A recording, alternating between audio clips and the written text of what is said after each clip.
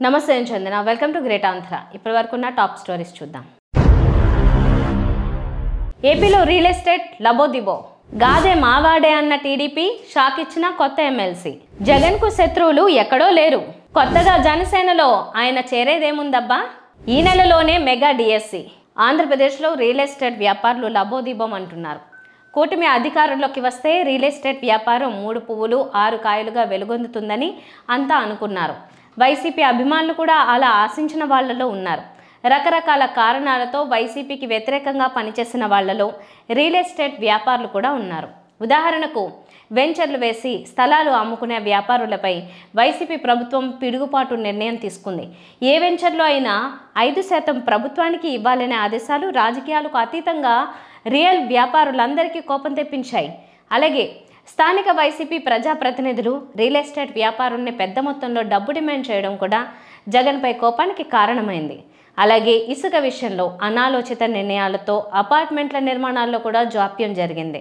దీంతో బిల్డర్లలోనూ ఆగ్రహానికి కారణమైంది ఈ పరిణామాల నేపథ్యంలో కూటమి సర్కార్ అయితే వ్యాపారం బాగుంటుందని నమ్మి ఆదరించారు కానీ అధికార మార్పిడి తప్ప రియల్ ఎస్టేట్ వ్యాపారంలో ఎలాంటి పురోగతి కనిపించడం లేదు పైగా గత వైసీపీ పాలనలో కంటే ఇప్పుడు రియల్ ఎస్టేట్ వ్యాపారం మరింత దారుణంగా పడిపోయింది గతంలో కడపలో సెంటు 5 లక్షలు పలికిన స్థలం ఇప్పుడు 1 లక్ష నుంచి 2 లక్షల వరకు తగ్గింది అలాగే అపార్ట్మెంట్లలో ప్లాట్లు అడిగే దిక్కే లేకుండా పోయిందని బిల్డర్లు వాపోతున్నారు నిజానికి బిల్డర్లకు సానుకూలంగా ఈ ప్రభుత్వం నిర్ణయం తీసుకుంది అనుమతుల విషయంలో నిబంధనల్ని చాలా సరళతరం చేసింది అయితే అధికారులు ప్రజాప్రతినిధుల అత్యాశల్ని భరించలేకపోతున్నామని రియల్ ఎస్టేట్ వ్యాపారులు వాపోతున్నారు రాష్ట్రంలో ఎక్కడ వెంచర్లు వేయాలన్నా ముందుగా స్థానిక ప్రజాప్రతినిధులకు అడిగినంత ముడుపు ముట్ట చెప్పిన తర్వాతే భూమిలో దిగాలని షరతులు పెడుతున్నారు దీంతో అధికార పార్టీ నాయకులను మేపడానికి మనమెందుకు వ్యాపారం చేయాలనే నిరాశతో రియల్టర్లు వెనక్కి తగ్గుతున్నారు రాష్ట్రం మొత్తం మీద అంతో ఇంతో రియల్ ఎస్టేట్ వ్యాపారం చెప్పుకోదగ్గ స్థాయిలో ఉందంటే ఒక తిరుపతి మాత్రమే అది కూడా తిరుపతిలో గుడ్డి కంటే మెల్లమేలు అనే నానుని తలపిస్తోంది ఆ నగరానికి ఉన్న ప్రత్యేక పరిస్థితుల రీత్యా రియల్ ఎస్టేట్ వ్యాపారం మిగిలిన ప్రాంతాలతో పోలిస్తే కొంచెం మెరుగు రాజకీయాల్లో మ్యాజిక్ అంటే ఇదే గెలిచిన వారిని మావారే అంటారు ఓడిన వారిని పట్టించుకోరు ఉత్తరాంధ్ర ఉపాధ్యాయ ఎమ్మెల్సీ ఎన్నికలు ఈసారి సార్వత్రిక ఎన్నికలను తలపించాయి హోరాహోరీగా సాగాయి సాధారణంగా ఈ ఎన్నికల్లో ఓటింగ్కి టీచర్లు అంతగా ఆసక్తి చూపించారు కానీ ఈసారి 22,000 పైచిలుకు ఓట్లలో 19,000 పై దాటి పోల్ అయ్యాయి అంటే ఉపాధ్యాయులు ఈ ఎన్నికల మీద ఎంతలా దృష్టి నిలిపి ఉంచారన్నది అర్థమవుతోంది గాదే శ్రీనివాసులు నాయుడు గెలిచారు ఆయన ప్రత్యర్థిగా ఉన్న సిట్టింగ్ ఎమ్మెల్సీ పాకలపాటి రఘువర్మకు టీడీపీ జనసేన మద్దతు ప్రకటించాయి తెలుగు తమ్ముళ్ళు ఆ పార్టీ సీనియర్లు కీలక నేతలు ఎమ్మెల్యేలు అంతా కలిసి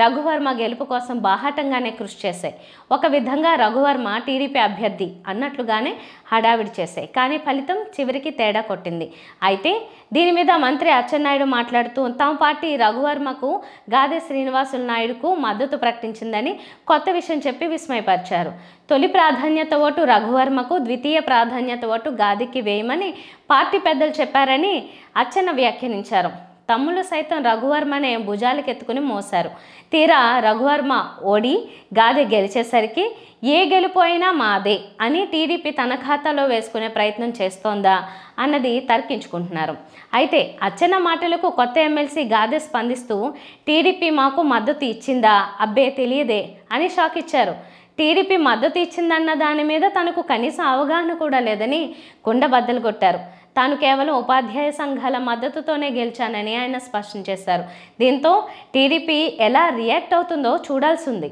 మాజీ ముఖ్యమంత్రి వైఎస్ జగన్మోహన్ రెడ్డికి శత్రువులు ఎక్కడో లేరు జగన్కు నీడలా వెన్నంటే శత్రువులు ఉన్నారు అయితే వాళ్ళంతా ఆయన అభిమానుల రూపంలో ఉన్నారు ఇంటి దొంగను ఈశ్వరుడైనా పట్టుకోలేరనే నానుడి ఉంది జగన్ విషయంలో ఈ నానుడి అక్షర సత్యం జగన్ చుట్టూ ఉన్న కోటరీ ఎలాంటిదంటే ఇతరులెవరిని ఆయనకు దగ్గర కానివ్వకూడదనే పట్టుదలతో ఉంది వైసీపీ ఘోర పరాజయానికి ఉపాధ్యాయ వర్గం ప్రధాన కారణం వైఎస్ జగన్కు ఉపాధ్యాయుల్ని దూరం చేయడంలో వైసీపీ అనుబంధ ఉపాధ్యాయ సంఘం వైఎస్ఆర్ టీచర్స్ అసోసియేషన్ శక్తివంచం లేకుండా పనిచేసింది ఉదాహరణకు వైఎస్ఆర్ జిల్లాలో వైసీపీకి ఎస్టీయు యూటీఎఫ్ ఏపీటీఎఫ్ పీఆర్టీయు తదితర ఉపాధ్యాయ సంఘాలని వైసీపీకి దూరం చేయడంలో వైఎస్ఆర్ టీచర్స్ అసోసియేషన్ నాయకులే కారణం వైఎస్ఆర్ టీచర్స్ అసోసియేషన్ నాయకులు కడప ఎంపీ వైఎస్ అవినాష్ రెడ్డికి నిత్యం ఇతర సంఘాల నేతలపై ఉన్నవి లేనివి చెప్పడమే పనిగా పెట్టుకున్నారు.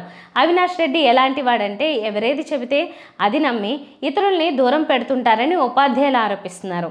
దీంతో వైసీపీకి ఉపాధ్యాయులు శత్రువులయ్యారు.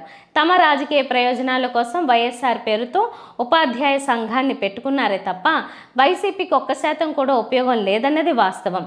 ఉద్యోగ ఉపాధ్యాయ వర్గాల్లో ప్రభుత్వంపై వ్యతిరేకత కనిపిస్తున్న నేపథ్యంలో వైసీపీ నాయకులు చెప్పుడు మాటలు వినడం మానేసి అందరినీ దగ్గర చేసుకోవడానికి ప్రయత్నించాలి. జనసేనలో పిఠాపురం మాజీ ఎమ్మెల్యే పెండెం దొరబాబు చేరతారనే ప్రచారం కొత్త చర్చకు దారితీసింది. పిఠాపురంలో ఈ నెల 14న నిర్వహించనున్న జనసేన ఆవిర్భావ సభలో డిప్యూటీ సీఎం పవన్ కళ్యాణ్ సమక్షంలో ఆయన పార్టీలో చేరతారట.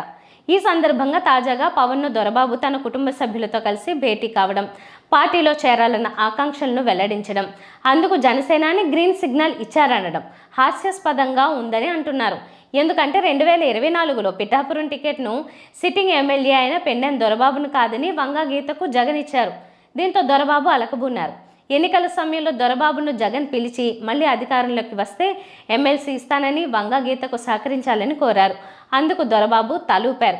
కానీ తన వాళ్ళందరినీ జనసేనలోకి పంపి పవన్ గెలుపు కోసం దొరబాబు పనిచేశారనేది బహిరంగ రహస్యమే.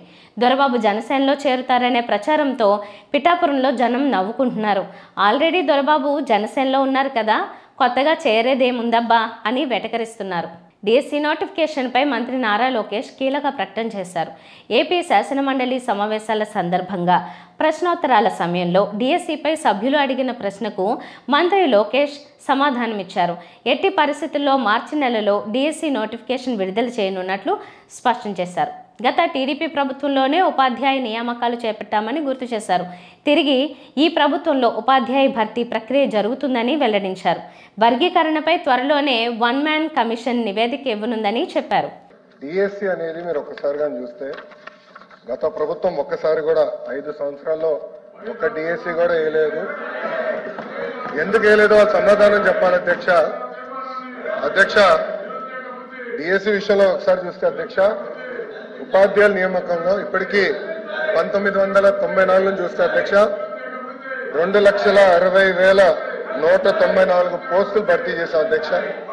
దాంట్లో అధ్యక్ష తెలుగుదేశం పార్టీ అధికారంలో ఉన్నప్పుడు 1,80,272 పోస్టులు భర్తీ చేస్తాం జరిగింది అధ్యక్ష. అంటే 70% టీచర్ పోస్టుల నియామకం ఒక తెలుగుదేశం పార్టీ హయాంలో జరిగిందని గౌరవ సభ్యులు ముందర తెలుసుకోవాల్సిన అవసరం ఉంది అధ్యక్ష. మీరు చూస్తే గౌరవ ముఖ్యమంత్రి గారు కానివ్వండి, నేను కూడా మంత్రిగా బాధ్యతలు స్వీకరించినప్పుడు డిఎస్సి పైన తొలి సంతకం పెడతాం జరిగింది అధ్యక్ష. దాంట్లో భాగంగా 2/7/24కి టెట్ నిర్వహిస్తాం జరిగింది. 4,27,000 మంది అప్లై చేశారు. దాంట్లో 3,68,000 మంది అపియర్ అయ్యారు. 1,87,000 మంది క్వాలిఫై అయ్యారు అధ్యక్ష. మీరు చూస్తే 3/10/24 నుంచి 21/10/24 వరకు టెట్ కూడా పూర్తి చేస్తాం జరిగింది అధ్యక్ష. 1 మ్యాన్ కమిషన్ రిపోర్ట్ త్వరలో రాబోతుందని మేము భావిస్తున్నాం అధ్యక్ష. ఎట్టి పరిస్థితుల్లో మార్చి నెలలో డిఎస్సి నోటిఫికేషన్ ఇచ్చే బాధ్యత మన ప్రభుత్వం తీసుకుంటుందని నిరుద్యోగ యువకులకి ఈ సభ సాక్షిగా నేను హామీ ఇస్తాం జరుగుతుంది అధ్యక్ష. ఇవి వాటి టాప్ స్టోరీస్. మరిన్ని అప్డేట్స్తో కలుద్దాం. నమస్తే.